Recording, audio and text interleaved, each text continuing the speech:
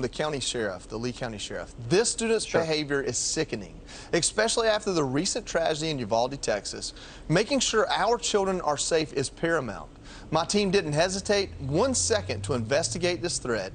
Now is not the time to act like a little delinquent. This child made a fake threat, and now he's experiencing real consequences. Just real quick, let me get your reaction.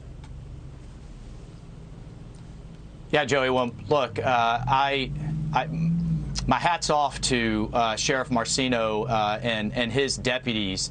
This is a time for parents, for school administrators, for teachers, for coaches to talk to their young people, to talk to their kids and say this is not a joke.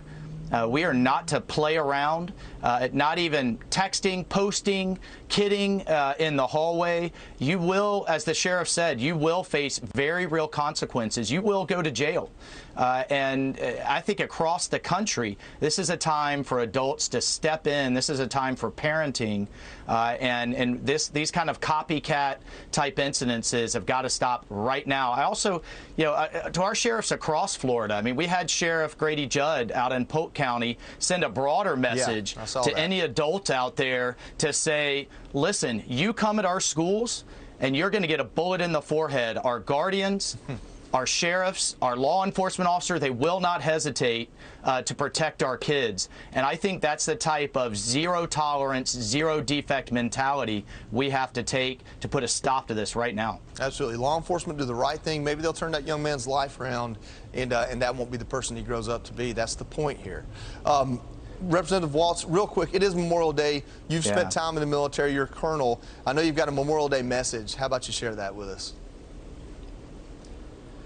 Well, yeah, Joey, as you well know, this is a tough day for all of us. I wear the bracelet for one of my Green Berets, Staff Sergeant Matt Pacino, who took point on every mission until an IED finally got him. He was out riding ahead, actually, on a all-terrain vehicle, a motorcycle, basically, so that he could scout ahead and see tripwires. Obviously, sadly, he missed one. Or Brian Woods, who had premonitions of his own death, but yet was charging a Taliban position. He wasn't hiding in the back, even despite those premonitions. He was charging a position to save his men. Look, I would just ask everyone out there two things. When you see a veteran, take an extra step and thank the families. The families bear the burden of all of this. Either we don't come home, we come home missing limbs, as you did, or we come home forever changed mentally. Either way, those are three bad choices. It's a team effort, and the families bear the burden. And the second, Joey, every day that I put this bracelet on, I go up to the Capitol, I tell myself to be worthy. And that's my message to all Americans. That's exactly right. Be worthy of their sacrifice. Be worthy of those men and women that are out there right now prepared to die for all of us and for the values of that flag. And there are times this nation falls short, but at the end of the day, if we all tell ourselves to be worthy and we all serve each other, our communities, our neighbors, our families, our country, I think we'll be a far better country for it. Be an American worth dying for. I love that message. Thank you, Representative, and today, Colonel Michael Waltz. Thank you for your service, and like you, we remember our brothers and sisters. Thanks for joining us.